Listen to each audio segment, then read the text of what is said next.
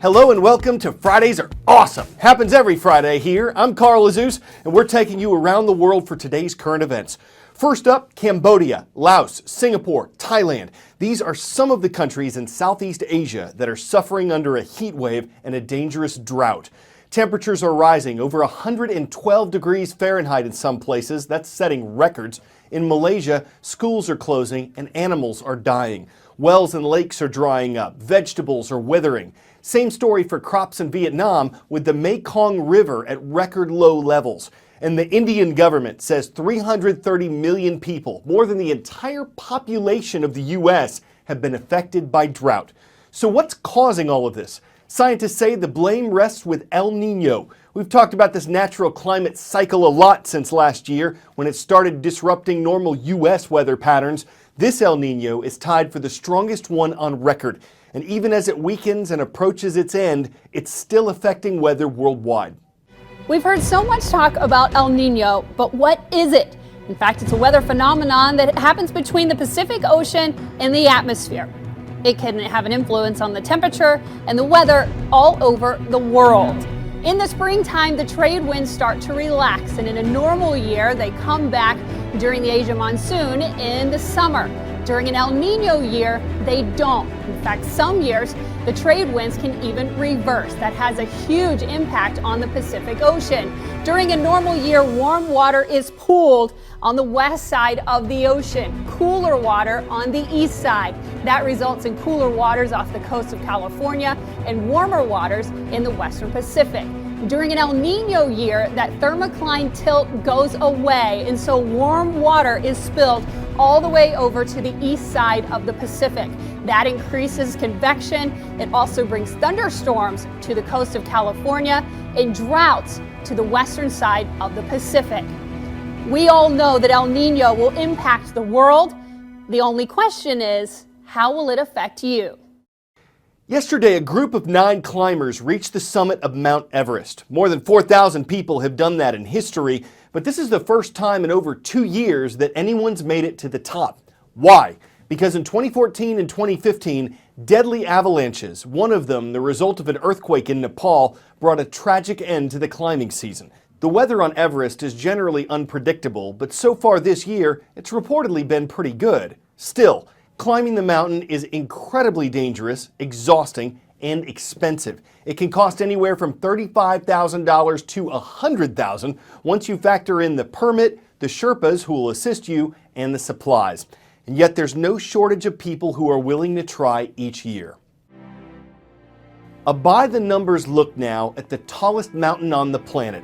Everest rises more than 29,000 feet into the sky. To put that into perspective, imagine stacking 20 Empire State Buildings on top of each other. The first people to summit the mountain, Tenzing Norgay and Sir Edmund Hillary, who reached the top back in 1953. The record for most climbs to the summit, Appa Sherpa, who's made it 21 times, and Yuichiro Miura, at age 80, became the oldest person ever to climb Everest. In another proof that age is just a number, Jordan Romero, at age 13, is the youngest person to reach the summit. But the danger remains. More than 225 people have lost their lives trying to climb the mountain.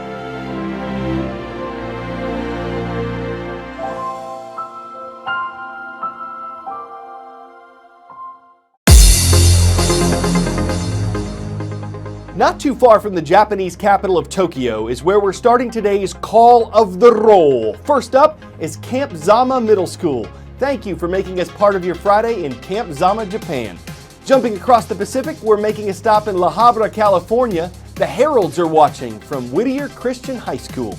And from the city of Danville, Arkansas, and the School of Danville Middle, welcome to the Little Johns. Great to see you.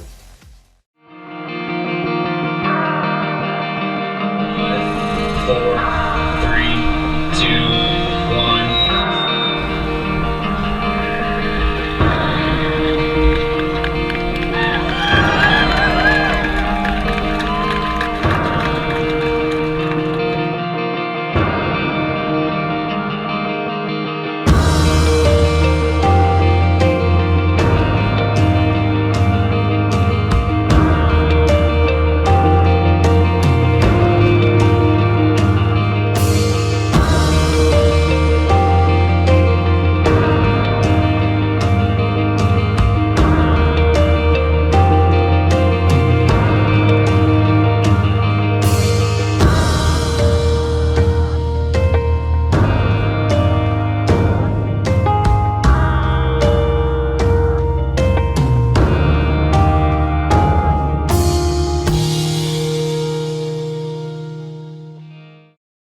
Next today, there's a new project underway, an undersea cable system that'll connect South Africa with Southern Asia, the Middle East, and ultimately the rest of the world.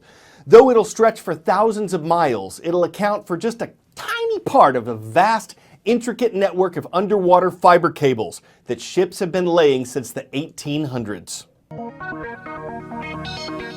Where are you watching this video? The United States, Europe, Asia? It's a cliche to say we live in an interconnected world, but duh, we do.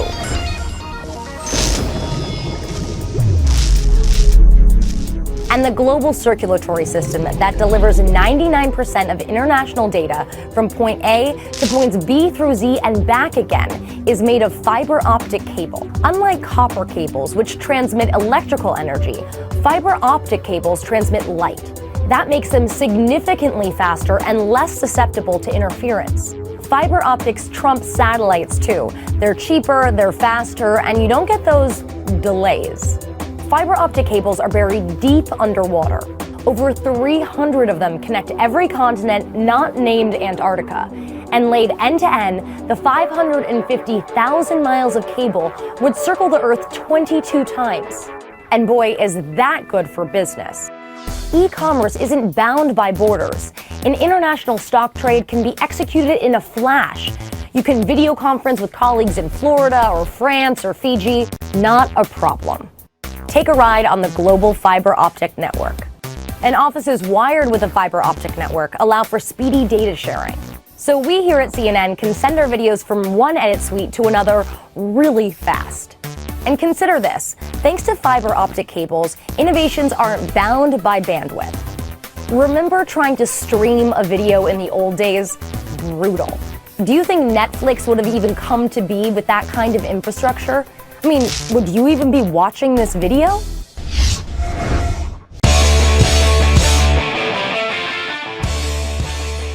A mom in New York recently surprised her daughter at college by sneaking into a dorm room and snapping a selfie. Looks great! There's just a little problem. The mom says, "Look where I am, where are you?" The daughter says, "Where's that? I'm in my dorm." Then she writes, "Please tell me you're not in someone else's dorm." And the mom promptly thought, uh-oh. We'd say this happens all the time, but it probably doesn't. Hey, at least the picture went viral. Will this shut the dorm on future visits? It was a momist mistake. Everyone who's lived on campus would say there's room for improvement. Surprise visits always keep students guessing, and at least mom hasn't lost her college. I'm Carl Azuz, and I am so glad I graduated.